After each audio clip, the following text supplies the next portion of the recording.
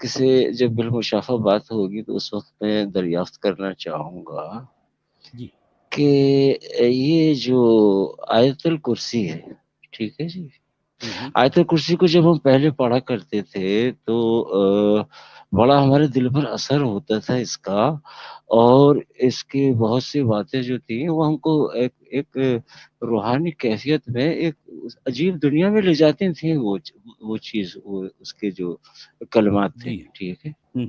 جی لیکن جب ہم نے اس کو عقیدت کی پٹی اتار کر اور دوسرے طریقے سے سوچنا شروع کیا تو پھر یہ بات ہم کو بڑی عجیب لگی کہ بھائی یہ کیسے کہ مطلب 6 دن کے اندر دنیا بنا دی اور پھر وہ بلند ہو گیا اوپر، ٹھیک ہے، اور عرش اگر کہیں ہے تو پھر یہ کرسی کون ہے، اگر کرسی ہے تو پھر اس کو یہ فرشتے کون ہے جو اٹھائے ہوئے، وہ کون ہے، ان کا سائز کیا، اور پھر جو اگر کوئی بیٹھا ہے اوپر تو وہ کیا اس نے اگر کچھ بنایا تو اس کیا کا وہ سائز کیا وقت ہے؟ اور یہ جو ہے سائز کو چھوڑے، وہ ٹائم اور اسپیس جو ہے وہ اس کے ساتھ ہے، اس کے اندر ہے، اس سے آزاد ہے، کیا ہے؟ اور پھر اس کو الجھا دیا زیادہ یہ ان لوگوں نے، کن لوگوں نے، یہ کوئی ایک آ گیا لے کر فلسفہ وحدت الشہود کا، اور ایک لے کر آ گیا وحدت الوجود کا، ٹھیک ہے، پھر اس میں سے وارد الوجود بھی ایجاد ہو گیا، اس کے اندر پتہ نہیں کون کون سے جو نئے نئے نسخے، نئی نئی چیزیں ایجاد کر بڑا الجھا دیا ان لوگوں نے۔ تو اس بارے میں آپ سے کچھ پوچھنا چاہ رہا تھا کہ یہ کیا ہے، یہ آیت الکرسی کیا ہے؟ یہ کہتے ہیں کہ آپ کو حفاظت ہو جاتی ہے، یہ ہو جاتی، تو ہم بھی یہ سمجھتے تھے، آپ بھی یہ سمجھتے رہے کافی عرصے اپنی حفاظت کے لیے۔ کچھ لوگ رات کے وقت تالیاں پیٹ کے نا، 3 تالیاں پیٹ کے کہتے ہیں کہ یہ آواز جہاں تک گئی ہے یہاں تک جی اس دائرے میں ابلیس آ نہیں سکتا، جبکہ ابلیس تو ہمارے دل میں بیٹھا۔ نصیر شاہ صاحب، اب حضور والا، نصیر شاہ صاحب، میں آیت الکرسی پہ میں ایک بات آپ کو یہاں بتا دوں کہ جب جی ہم اپنے گاؤں میں ہوا کرتے تھے اور وہاں سے گاؤں میں سے کہیں کھیت میں جا کے آنا ہوتا تھا تو یہ کہا جاتا تھا کہ آیت الکرسی پڑھو اور چلے جاؤ۔ پھر وہ آیت الکرسی پڑھنے کے بعد جانے والے میں بھی ایک کانفیڈنس آ جاتا تھا کہ اب میں حصار بند کے دے دیے، والدہ نے آیت الکرسی پڑھ کے پھونک دیے۔ تو آیت ہاں جی، الکرسی کا زیادہ تر یوز رات میں جانا ہے، اور صرف 2 ہی کنڈیشن تھی، آیت الکرسی پڑھتے رہنا اور طہارت سے رہنا، بس، پھر کہیں بھی جا سکتے آپ۔ تو فائدہ تو بہرحال ہوتا تھا اس کا وقتی طور پہ، اس پہ کوئی ڈاؤٹ نہیں ہے۔ ہاں یہ نفسیاتی ہے نا، نفسیاتی اثر ہے نا، سائیکولوجیکل افیکٹ ہوتا ہے۔ یہ تو انسان ہے، گوشت پوست کا بنا ہوا ہے، اس کے اندر حواس ہے، ٹھیک ہے، تو اس کے جو حواس ہیں اس کی وجہ سے انسان مجبور ہے، اس کو ان سے باہر آزاد رہ کر وہ کچھ کر نہیں سکتا، ٹھیک ہے نا۔ اب ہم یہ سوچتے رہتے تھے کہ یہ جو ہمارے جو سوچیں جو ابھرتی ہیں ہمارے شعور میں، اس کے پیچھے تحت الشعور میں اور پھر لا شعور میں، تو یہ سوچیں کدھر سے ابھر رہی ہیں، کون ابھار رہا ہے؟ اگر کوئی ابھار رہا ہے تو کیا وہ ہمارے صبح شام کے وقت میں ہماری جو ایکشنز ہیں اس میں، ری ایکشنز میں، ٹھیک ہے، اور ہماری زندگی میں جتنے بھی یہ حادثات ہو رہے ہیں، ناگہانی حادثات، کیا ان میں کوئی شامل ہے یا نہیں؟ پتہ نہیں کہ، تو اس لیے میں آیت الکرسی کا جو یہ ہے اس کے بارے میں آپ سے دریافت کرنا چاہ رہا تھا۔ سب سے پہلی بات تو یہ ہے کہ آیت الکرسی کے بارے میں ہمیں جو بتایا گیا تھا کہ جو ہے یہ اس میں اللہ بولتا ہے یا اللہ بول رہا ہے۔ سب سے پہلی بات ہمیں یہ جو ہے یاد رکھنی چاہیے کہ پوری آیت الکرسی میں اللہ غائب ہے، اللہ غائب ہے، اللہ حاضر نہیں ہے۔ اللہ کے بارے میں جو کچھ کہا گیا آیت الکرسی میں وہ سارے کے سارے غائب کے صیغوں میں، یعنی کوئی اور ہے جو اللہ کے بارے میں بتا رہا ہے کہ اللہ ایسا ہے، اللہ ویسا ہے۔ اچھا، اللہ کے بارے میں ایک اور آیت آتی ہے جو سورہ نور کی آیت نمبر 35 ہے۔ عبدالحمید صاحب آپ ذرا جو ہے وہ آیت نکالیے، 24 کی 35 نکالیے۔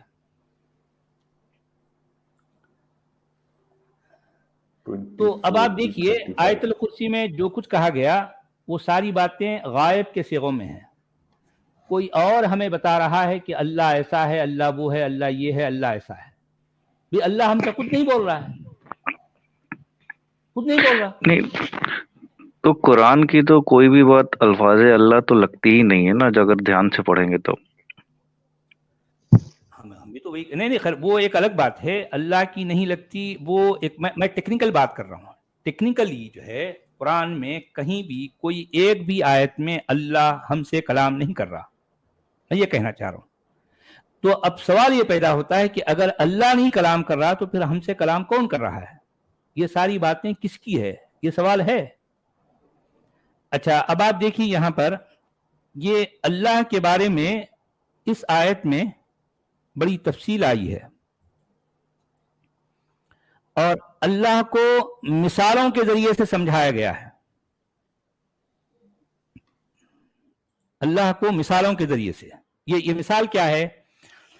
اللہ نور السماوات والارض مثل نورہ کمشکات فیہا مصباح المصباح فی زجاجہ الزجاجۃ کأنہا کوکب دری یوقد من شجرۃ مبارکہ زیتونۃ لا شرقیۃ ولا غربیہ یکاد زیتها یضیء ولو لم تمسسہ نار نور علی نور یہدی اللہ لنورہ من یشاء ویضرب اللہ الامثال للناس واللہ بکل شیء علیم.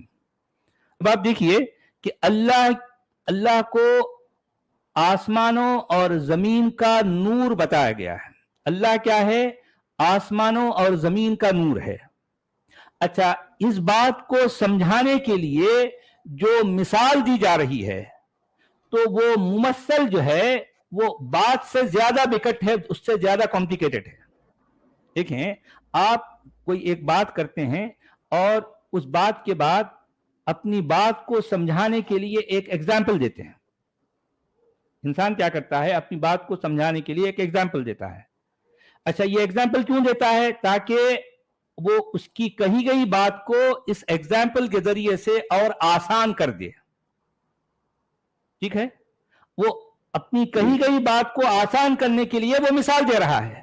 لیکن قرآن کا طریقہ کیا ہے؟ دیکھیے وہ مثال دے کر اور بھی جو ہے آپ کو کنفیوز کر دیتا. آپ پریشان، آپ ہکا بکا سوچتے ہیں یہ کیا کہنا چاہ رہا ہے یار. اب دیکھیں اس آیت میں کیا کہا جا رہا ہے؟ اللہ آسمانوں اور زمین کا نور ہے. اس کے نور کی مثال ایک طاق کے جیسی ہے. طاق جو ہے اصل میں کیا ہوتا ہے؟ وہ آپ نے دیکھا ہوگا کمہاروں کے ہاں ایک جو ہے ایک کوئی ایک مٹی کا کچھ بنا ہوتا ہے برتن، اس کو باریک باریک چھید ہوتے ہیں، باریک یا موٹے چھید ہوتے ہیں، اس کے اندر چراغ رکھا ہوتا ہے. اچھا وہ جو چھید میں سے وہ چراغ کی روشنی چھن چھن کے باہر نکلتی ہے. اب یہ اس میں اللہ کو کیسے سمجھایا جا رہا ہے؟ مثل نورہ کمشکات، مشکات کہتے ہیں اس چھید والے برتن کو جس میں چراغ رکھا ہوتا ہے. اچھا چراغ کو اس برتن میں کیوں رکھایا جاتا ہے پرانے زمانوں میں، آج بھی دیہات وغیرہ میں؟ تاکہ ہوا کا براہ راست جھکڑ اس چراغ کی لو کو بجھا نہ دے، اس کے لیے چراغ کو اس کے اندر رکھا جاتا ہے. اچھا بھی چراغ کی روشنی کو باہر آنے کے لیے وہ جو ہے وہ مشکات پہ جو ہے چھید ہوتے ہیں، چھوٹے بڑے چھید، ان چھیدوں میں سے روشنی چھن چھن کے باہر نکل رہی ہے. اب یہ یہاں پر یہ اس انداز سے مشکات کہا گیا. اس کے نور کی مثال کیا ہے؟ اس مشکات کی طرح ہے جس کے اندر چراغ ہے. آپ سمجھ رہے ہیں؟ اس کے نور کی مثال اللہ وہ لو ہے، اللہ اصل میں لو ہے. اللہ آسمانوں اور زمین کا نور ہے، اللہ لو ہے. اللہ گویا کہ چراغ مطلب مصباح کے اندر جو لو ہے نا، اللہ وہ ہے. اور مشکات کیا ہے؟ وہ مشکات باہر سے ہے، اور اللہ کی روشنی جو ہے کیا ہے؟ وہ مصباح. یعنی اللہ کو سمجھانے کے لیے یا اللہ کے نور کو سمجھانے کے لیے مثل نورہ کمشکات فیہا مصباح، یعنی ایک مشکات ہے اس کے اندر چراغ ہے. المصباح فی زجاجہ، اور جو ہے وہ مصباح کیا ہے؟ کانچ کے اندر ہے. الزجاجۃ کأن اب سوچتے رہیے. اچھا وہ چراغ کیا ہے؟ چراغ شیشے کی طرح ہے جی، اور پھر جو ہے وہ شیشے کی طرح قندیل میں ہے، اور وہ قندیل یا حباب میں سمجھو. اور شیشہ یعنی کہ مثل چمکتے ہوئے روشن ستارے کے مانند. وہ شیشہ کیا ہے کہ شیشہ مثل ہے چمکتے ہوئے ستارے، روشن ستارے کے مانند. اور وہ چراغ ایک بابرکت درخت زیتون کے تیل سے جلایا جا رہا ہے. بابرکت زیتون درخت زیتون کے تیل سے جلایا جاتا ہو, اور جو درخت نہ تو مشرقی ہے, نہ تو ایسٹ میں ہے, نہ ویسٹ میں ہے, نہ تو ایسٹ میں ہے, نہ ویسٹ میں ہے. اچھا, خود وہ تیل قریب ہے کہ آپ ہی روشنی دینے لگے. وہ جو تیل ہے وہ ایسے بھڑک رہا ہے جیسے کہ وہ خود روشنی بن کر جو ہے آپ کو جو ہے مطلب روشنی دے رہا ہے. ٹھیک ہے, اگرچہ اسے آگ بھی نہیں چھو پاتی, وہ نور پہ نور ہے, اور اللہ اپنے نور کی طرف رہنمائی کرتا ہے جس کو وہ چاہتا ہے. اچھا, اس کو سمجھانے کے لیے اللہ یہ مثالیں کھول کھول کر اللہ یہ مثالیں دیتا ہے, تاکہ مثالیں بیان کرتا ہے, اور اللہ ہر چیز کے حال سے بہت خوب واقف ہے. سمجھ آ گئی آپ کو بات, اللہ کیسا ہے؟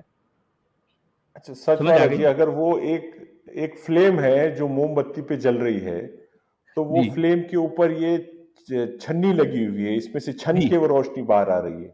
لیکن اگر آپ کے پاس ایک دوسری کینڈل ہے, تو اگر وہ دوسری کینڈل اس لو سے آپ جلاتے ہیں تو آپ کے پاس بھی ایک فلیم آ گئی. اب ٹیکنیکلی دونوں فلیم میں کوئی فرق نہیں بچا. فرق نہیں ہے, کچھ بھی نہیں ہے فرق. کیا فرق ہے؟ دیکھیں مثال دیکھو آپ, ذرا مثال دیکھیں. یعنی اوپر اگر یہ بات کہہ کر کہ رک جاتا ہے اگر بولنے والا کہ اللہ نور السماوات والارض, تو وہ جو ہے وہ کہتے ہیں نا کہ کم لفظوں میں جتنا کم بولو گے اتنا کم پھنسو گے. آپ سمجھے؟ آپ جتنا کم بولو گے اتنا کم پھنسو گے. اچھا, اب وہ اس کی مثال دے کر قرآن کا لکھنے والا پھنس گیا. اب وہ پتہ نہیں ادھر سے ادھر بھاگ رہا, ادھر سے ادھر بھاگ رہا. وہ جو ہے وہ نہ تو مشرقی ہے نہ مغربی ہے. اس کے جو ہے اس کا تیل جو ہے زیتون کا تیل ہے, بابرکت تیل ہے, اور یہ قریب ہے کہ اس کی آگ جو ہے وہ تم کو پکڑ. کیا باتیں ہیں یار, کیا باتیں ہیں. تو سچ والا جی وہ بھی وہی رہا نا, مودودی صاحب زیادہ پھنستے جا رہے دن بدن کو, اللہ تعالیٰ سے زیادہ مودودی صاحب پھنس رہے, زیادہ وضاحت. اللہ میاں کے ابا ہے نا, اللہ میاں کے ابا ہے, اس لیے اللہ میاں کے ابا ہے. فرسٹ جو ہے سچ والا جی فٹ نوٹ دیکھیے اللہ کے بارے میں کیا کہہ رہے ہیں وہ, یہ تھوڑا سا انٹرسٹنگ ہوگا شاید, وہ خود بیان کر رہے ہیں اللہ کو. جی کہہ رہے ہیں کہ اللہ آسمانوں اور زمین میں. اچھا فٹ نوٹ نکالیے آپ, میں یہاں سے وہ نہیں کر سکتا نا. اچھا جی جی, یہاں سے روئے سخن منافقین کے. اچھا نہیں, یہ فٹ نوٹ میں کہہ رہے ہیں, فٹ نوٹ میں ہے اسی آیت کے. اچھا یہاں کچھ اور ہی بات کہہ رہے ہیں یار, یہ منافقین کہاں سے آ گئے. یہاں سے روئے سخن منافقین کی طرف پھرتا ہے جو اسلامی معاشرے میں فتنوں پر فتنے اٹھائے چلے جا رہے تھے, اور اسلامی تحریک اور اسلامی ریاست و جماعت کو زک دینے میں اسی طرح سرگرم تھے جس طرح باہر کے کھلے کھلے کافر و دشمن جو ہے سرگرم تھے. یہ لوگ ایمان کے مدعی تھے, مسلمانوں میں شامل تھے, مسلمانوں کے ساتھ اور خصوصاً انصار کے ساتھ رشتہ و برادری کے تعلقات رکھتے تھے. اسی لیے ان کو مسلمانوں میں اپنے فتنے پھیلانے کا زیادہ موقع مل جاتا تھا, اور بعض مخلص مسلمان تک اپنی سادہ لوحی یا کمزوری کی بنا پر ان کے آلہ کار بن جاتے تھے, اور پشت پناہ بھی. لیکن در حقیقت ان کی دنیا پرستی نے ان کی آنکھیں اندھی کر رکھی تھی, اور دعوی ایمان کے باوجود وہ اس نور سے بالکل بے بہرا تھے جو قرآن اور محمد صلی اللہ علیہ وسلم کی بدولت دنیا میں پھیل رہا تھا. کیا بات ہے یار. اس موقع پر ان کو خطاب کیے بغیر ان کے بارے میں جو کچھ ارشاد فرمایا جا رہا ہے, اس سے مقصود 3 امور ہیں. اول یہ کہ ان کو فہمائش کی جائے, کیونکہ اللہ تعالیٰ کی رحمت و ربوبیت کا اولین تقاضا یہ ہے کہ جو بندہ بھی بہکا اور پھٹکا ہوا ہے, جو بندہ بھی بہکا اور پھٹکا ہوا ہو, اس کی تمام شرارتوں اور خباثتوں کے باوجود اسے آخر وقت تک سمجھانے کی کوشش کی جائے.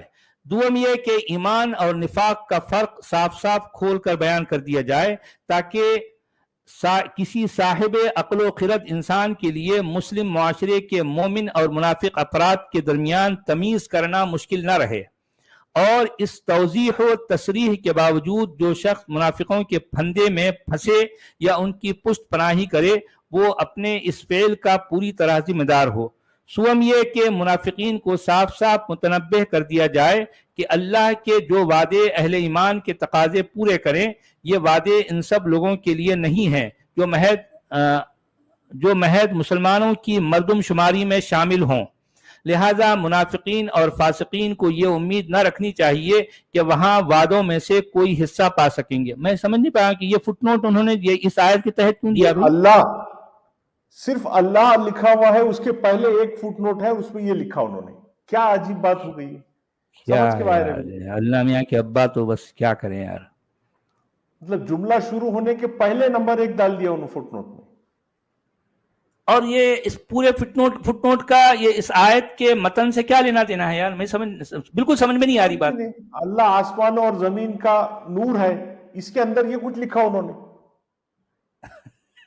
میں پہلے کنفیوز ہوا کہ میرے سے کچھ غلطی ہو رہی کہ میں دوسری فٹ نوٹ تو نہیں کھولا کہیں بول کر۔ کیا کریں یار، اللہ میاں کے ابا جو ہیں کیا کر سکتے ہیں۔ دوسری ریلیونٹ ہے کہ دیکھتے ہیں سچ والا جی، دوسری ہے کہ ریلیونٹ یہ۔ اچھا یہاں آئی ہے، آسمانوں اور زمین کا لفظ قرآن مجید میں بالعموم کائنات کے معنی میں استعمال ہوتا ہے۔ یہ بھی جھوٹ ہے، دیکھیں۔ ارے بھائی، آسمانوں اور زمین کا لفظ کائنات کے معنی میں کیسا استعمال ہوتا ہے بھائی؟ کائنات کے بارے میں یہ کنویں کے اندر بیٹھنے والے قرآن کے جو ہے متکلم کو یا قرآن کے اللہ کو کیا پتا اس کو قرآن کے کائنات کے بارے میں؟ کائنات کے لیے عربی زبان میں ایک مستقل لفظ ہے، وہ لفظ ہے الکون۔ الکون کا مطلب ہے یونیورس، جس کو ہم اردو میں کائنات کہتے ہیں۔ اور کائنات کے بارے میں قرآن کا لکھنے والا نہ جانتا ہے نہ پہچانتا ہے، کچھ بھی نہیں معلوم اس کو۔ اس کے سامنے زمین ایک بہت بڑی پھیلی ہوئی ہے، بالکل جو ہے اس طرح سے پھیلائی ہوئی زمین ہے، ٹھیک ہے۔ اچھا، اور اس کے بعد وہ زمین پہ ٹھہر کر یہ کنویں کے اندر جو ہے بیٹھنے والا وہ جب اوپر دیکھتا ہے تو آسمان ایک بالکل جو ہے ڈوم کی شکل میں نظر آتا ہے اس کو، کیونکہ زمین کو بھی جو ہے پورا گھیرے ہوئی ہے، تو اس کو وہ آسمان سمجھ رہا ہے۔ قرآن کا بولنے والا اس کو وہ ڈوم کو آسمان سمجھ رہا ہے، اور اسی کو وہ چھت کہتا ہے۔ اور وہ چھت کے نیچے اس کو کنویں کے اندر بیٹھ کر جو ہے وہ دکھتا ہے کہ ایک بڑا گولا ہے جس کا نام ہے سورج، جس کو شمس کہتا ہے وہ، اور ایک چھوٹا گولا ہے جو سورج سے ذرا چھوٹا ہے، تو وہ کہہ رہا ہے کہ اس کو قمر۔ اچھا، اور جو ہے چھوٹے چھوٹے باریک جو ہے ٹمٹماٹے جو ہے وہ جو اس کو چراغ ہیں، ان چراغوں کو وہ تارے کہتا ہے۔ آپ سمجھ رہے ہیں؟ قرآن کا بولنے والا جس کنویں کے اندر بیٹھ کر یہ ساری باتیں کرتا ہے، اس کی نظروں سے جو کچھ نظر آتا ہے بیچارہ وہی کہہ رہا ہے، وہی بول رہا ہے نا بھائی۔ دیکھیں، وہ اس کی نظروں کو چاند ذرا چھوٹا ہے، سورج ذرا بڑا ہے، اور زمین بہت بڑی ہے۔ زمین بہت بڑی ہے بھائی۔ سورج تو آپ کو ایک طرف سے جا رہا ہے، گولا ایک طرف سے آ رہا ہے، آپ کو یہ دکھائی دے رہا ہے۔ اسی لیے مشرق مغرب کہتا ہے۔ سورج ذرا بڑا گولا ہے، چاند ذرا چھوٹا گولا ہے، اور تارے چھوٹے ٹمٹماتے جو ہے۔ اچھا، وہ تارے کیا ہے؟ اللہ میاں کیا کرتے ہیں معلوم ہے؟ جب وہ اپنے جو ہے فرشتے کو کوئی پیغام دے کے نیچے بھیجنا ہے، تو وہ اللہ میاں فرشتے کو بلاتے ہیں اور بولتے ہیں دیکھ جو ہے جا، وہ جو ہے نا وہ وہاں پر مکہ میں میرا جو ہے جو حبیب، وہ اس کو یہ وحی پہنچانا ہے بولے، تو وہ انہوں کیا کرتے ہیں معلوم ہے؟ جبریل، حضرت جبریل وہ وحی کو پوٹلی میں ڈال لیتے، پوٹلی کا جو ہے ایسا باندھ دیتے۔ آپ نے دیکھا ہوگا، بٹواری سے کہتے ہیں، بٹوے کی طرح باندھ لے کے وہ اپنی گاڑی سٹارٹ کرتے ہیں، ٹھک ٹھک ٹھک ٹھک کر کے جو ہے اوپر سے آ رہے نیچے۔ اور وہ آتے وقت یا پھر اللہ میاں اپنے فرشتے کو جو باتیں بتا رہے ہیں، ایسے موقع پر شیاطین کیا کرتے ہیں؟ وہ اپنے کان لگا کر سننے کی کوشش کرتے ہیں کہ اللہ میاں کیا جو ہے بول رہے ہیں۔ وہ جو ہے وہ سنگن کرنا چاہتے ہیں، تو وہ سنگن جو کرنا چاہتے ہیں، تو ایسے موقع پر اللہ میاں کرتے، اچھا ٹھیک ہے تم لوگ سنے نا، تو ٹھیک ہے میں تم کو مار بات۔ تو اللہ میاں کرتے ایک ہاتھ اپنا آگے بڑھا کر وہ کچھ جو تارے ہیں ٹمٹماتے جو ہے جو چراغ ہیں، ان میں سے ایسا ہاتھ مارے تو 6-8 تارے ان کے ہاتھ میں آ جاتے ہیں، اور وہ تاروں سے وہ شیاطین کو مار بھگاتے ہیں۔ زب بول کے اٹھا کے اللہ میاں جو ہے جب پھینکتے ہیں، تو وہ تارے، مان لو شیاطین آگے تارے ان کے پیچھے اب جا رہے ہیں سب، تو اس میں سے ایک آدھ شیطان کے پیر کو ایک تارا لگ جاتا، لگنے سے وہ تارا ٹوٹتا جو ہے وہ شہاب ثاقب کی طرح جو ہے نیچے گرنے لگتا۔ یہ ہے قرآن کے نزدیک کائنات یہ ہے. اب یہ کہہ رہے ہیں یہاں پر آسمان جی کتنی بڑی بات ہے یہ. اگر کوئی سپورٹس بھی ہے، فٹ بال کے کھلاڑی بھی جب گراؤنڈ میں کھیلتے تو ان کے پاس کچھ اشارے اور اپنی کچھ ایسی کوڈ لینگویج رہتی، فوجیوں کے پاس رہتی، جو گونگے بہرے رہتے ان کے لیے اشاروں کی لینگویج رہتی. اللہ پورے کائنات کا بنانے والا اتنا ضروری بات کر رہا ہے اپنے لوگوں سے، اور اس کے پاس میں ایسا کوئی کوڈنگ سسٹم نہیں ہے. یہ کان لگائے سسٹم نہیں ہے. اور جو ہے وہ اچھا کئی موقع پر پھر قرآن میں آتا ہے کہ اتنا سب کچھ کرنے کے باوجود کبھی کبھی کوئی شیاطین جو ہے پھر بھی ان کے کانوں تک یہ بات پہنچ جاتی. ایک آدھ بات جو ہے اللہ میاں کی وہ اچک لیتا ہے. اب وہ اچکنے کے بعد میں اللہ میاں کی نظر پڑتی، ارے انہیں سن رہا تھا نہیں، پکڑو ذرا کی ادھر سے 6-8 تارے لے کر ان کو دے مارتے ہیں اللہ میاں. وَجَعَلْنَاهَا رُجُومًا لِلشَّيَاطِينِ، ہم نے ان جو ہے اِنَّا زَيَّنَّا السَّمَاءَ الدُّنْيَا بِمَصَابِيحَ وَجَعَلْنَاهَا رُجُومًا لِلشَّيَاطِينِ، ہم نے نچلے آسمان کو یہ ان تاروں کے مطلب یہ چراغوں کی مانند ہم نے مزین کیا ہے، ڈیکوریٹ کیا ہے. یہ ڈیکوریشن کے لیے یہ سارے جو ہے ٹمٹماتے چراغ ہیں جن کو نجوم کہا جاتا ہے، جن کو تارے کہتے ہیں. ارے یار اللہ میں کیا پتا کہ تاروں میں سے کتنے ایسے تارے ہیں جو سورج سے بھی بڑے ہیں. اللہ میں کیا معلوم یار، وہ کنویں کے اندر رہنے والے ہیں، ان کو کیا پتا. وہ اللہ میاں جس کنویں کے اندر بیٹھ کر وہ تارے جو دیکھ رہے ہیں تو ان کی نظروں کو ایسا لگ رہا کہ تارے تو چھوٹے چھوٹے ہیں.